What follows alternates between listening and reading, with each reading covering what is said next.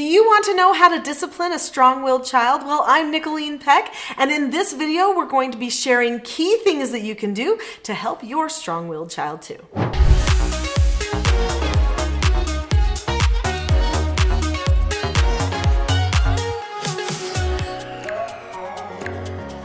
I was a strong-willed child. I was the type of child who would talk back to my parents. One time I even hit my own mother. That's like my worst childhood memory that I have. I can't believe that I did that.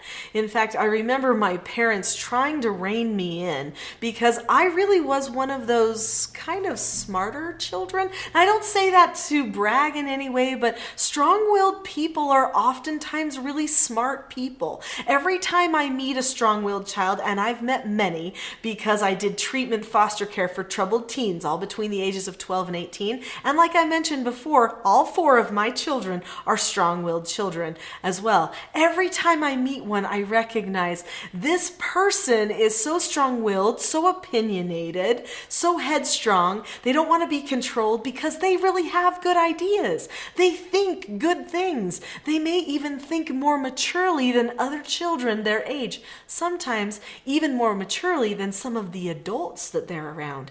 This can be a difficult position for a person who's strong-willed to be in. So how do we help them learn to honor roles, to respect parental authority and the authority of their teachers and other people around them, but also still be true to that genius that's inside? In this video, I'm going to share with you 5 tips that you can use as you are helping to discipline your strong-willed children or child, and you'll want to stay all the way to the end because in tip number 5, I'm going to be sharing with you some of the exact words that you might want to say in a correction that are going to make a big difference. Tip number 1 for disciplining a strong-willed child is to pre-teach. You've got to prepare the child for the teaching that is going to happen. If there's one thing that a strong-willed person does not like, it's when someone tries to manipulate them through surprises. You know how some people in their parenting strategies, they try to just surprise the person, shock them? No. This does not go well for a strong-willed person. A strong-willed person is looking for something very specific. And when they find that thing, they will stand on a wall and die for it. And you've got to give it to them. Do you know what that one thing is? The truth. A strong-willed person wants the truth, and when they think they've found it, they will defend it. They will live it. They will inconvenience themselves to live that truth. So you've got to prepare them by teaching them the truth about your family relationships, the truth about you wanting to understand them, the truth about how you're going to correct them and why.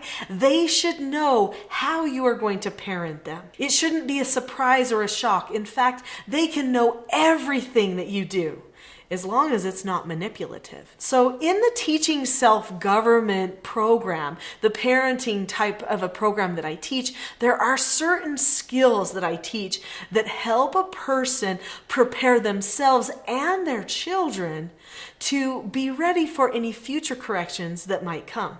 So let's talk about those. Tip number 2 is the skills. What skills do you need to help a person who is strong-willed? Well, when I teach people self-government, I focus on 4 basic skills that they need and their children need. Those 4 basic skills are following instructions, accepting no answers and criticism, accepting consequences, and disagreeing appropriately. Each one of those 4 basic skills has a skill set attached to it. So that means specific steps to each one of the skills that a person can learn, such as having a calm face, voice, and body, or dropping the subject, or seeking to understand the other person's point of view, depending on which skill they happen to be using at the time. So learning those skills and the skill steps that are associated with each one of those skills actually empowers your strong-willed child. It gives them something that seems true. Oh, that's not manipulative. They're telling me ahead of the time that I can do this. Now, we don't stop there. We also say, now, if you choose not not to accept a no answer, or if you choose not to disagree appropriately, then this is the skill that I'm going to use to help correct you and get us back on course. I'm going to do it with calmness. This is the method I will use to get me calm and to help get you calm. I'm going to use these steps. You literally tell them all the skills that you are going to use. In fact, when people teach these self-government skills to their children, I usually recommend that they even role play practice. So they're the parent, they're the children, role play, fake situations, then switch roles. Have the child see what it feels like to be the parent in that correction situation. And if it feels manipulative at all, then they'll know they can't trust you and they're going to push back. But if it doesn't feel manipulative, if it feels straightforward and loving, and you're actually maintaining that type of principle throughout all of those skills and the teaching that you're doing, then the child actually recognizes, I think my parent is using truth to help me. Now, they still may not like being wrong sometimes. That happens. And when a person doesn't like being wrong, what they need to learn how to do is accept a no answer. So the answer is no. You don't get to be right every time that you want to be right. That's just life. It's the way it goes. But that skill will help them, that 4-step process, be super powerful for them. Before I get to my last 3 tips, go ahead and subscribe. You're not going to want to miss the other videos on this channel. I come up with new videos that come out every single day. And there are going to be other things that are going to help you with your strong-willed child. Tip number 3 is don't fight. Do not fight with a strong-willed person. This is what they want. This is the whole point, is so that they can prove that they're stronger than you. They're strong-willed, remember? A strong-willed person is waiting for the power struggle. They're waiting to see if they can dominate so that they can get understood. This is not a good approach to getting understood. In fact, that strong-willed nature can lead them to become one of the strongest people in their community. That's right. Strong-willed people usually become the greatest leaders, especially if they learn to conquer themselves. If they can use their strong will to master themselves, to govern themselves, they become incredibly strong. But at first, many strong-willed people try to use that strong will to control you, to govern you, so you can't fight. You can't power struggle. So what do you do instead? That brings us to tip number 4.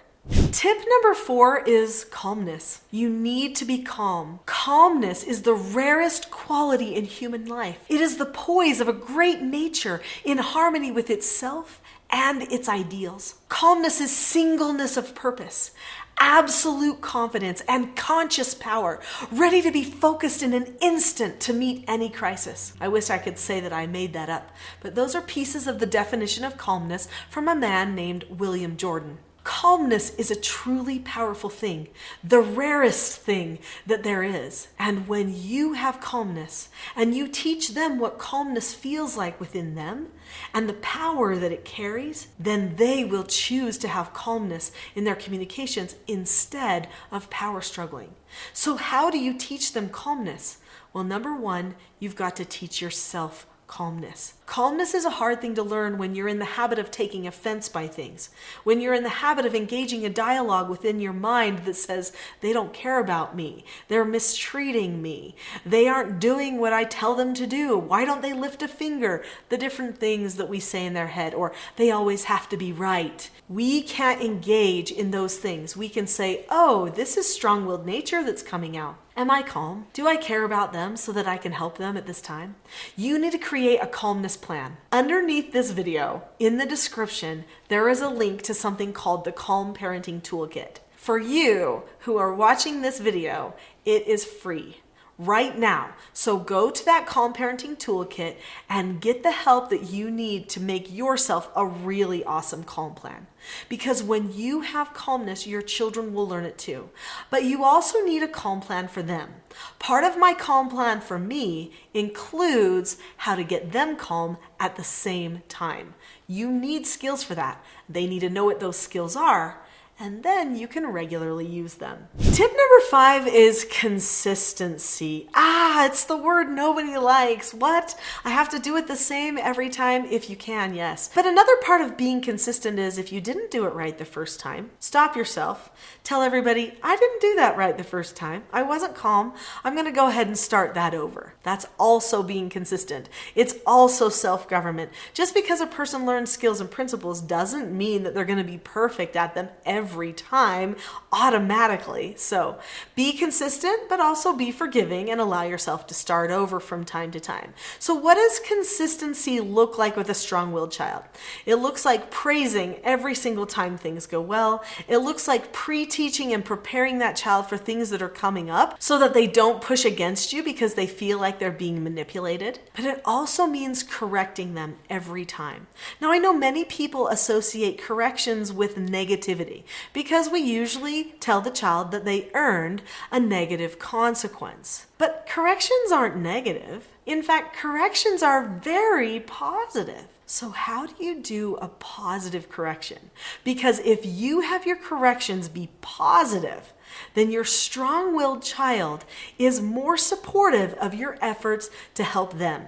They need to see that they are making the decision to be calm, to follow instructions, to disagree appropriately. Warning on the disagree appropriately skill with strong-willed children. They will oftentimes say, I don't want to say it like that. I don't want to use the term disagree appropriately. I want to call it something else. It's okay to say, it's a no answer. We're just going to use these words. Or if you want to change it, go ahead. But make sure they actually disagree appropriately about not saying the words, may I disagree appropriately. You'll know more what I'm talking about when you learn more about those skills. Anyway, so let's talk about the consistency, what it sounds like. How do you correct someone in a way that feels good and loving and supportive and positive? Well, this is what it sounds like. This is what we've been waiting for. What do these steps to a correction sound like? And how can we have them be positive? Well, the first thing you do is you check your own calmness. And after that, you describe the situation and you say, just now I gave you a no answer.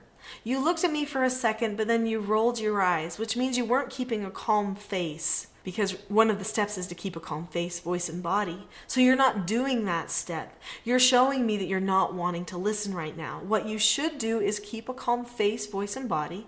Look at me. You should say okay or ask to disagree appropriately, and then drop the subject. Since you chose not to do that, you've earned an extra chore. Now, after that, there's a procedure of practicing that we go through. Why an extra chore, you might be asking? Well, because work is the antidote for a sick character. There are many things that you might want to learn about teaching self-government, and I have a great way for you to learn those things, starting for free. In the link that I mentioned before below this video, you can go to the Calm Parenting Toolkit. Find that link. The Calm Parenting Toolkit is the perfect beginning for you learning self-government and for you being able to teach your children the skills of self-government too. Remember, when you give your children the truth, those strong-willed children will recognize it. Even if they push against it at first, they will know you're speaking the truth. They will end up living according to it. They might have to decide it was their idea, and so they might get corrected a few times before they determine it truly is their idea. But your consistency, your calmness, and those skills, as well as those good words that you say to them, will help them realize that they do have all of the power in their lives. They have the power to choose happiness, to choose connection, and to choose how they want to communicate with you. That's the power we want to give them. So click on that Calm Parenting Toolkit today, and we'll see you there.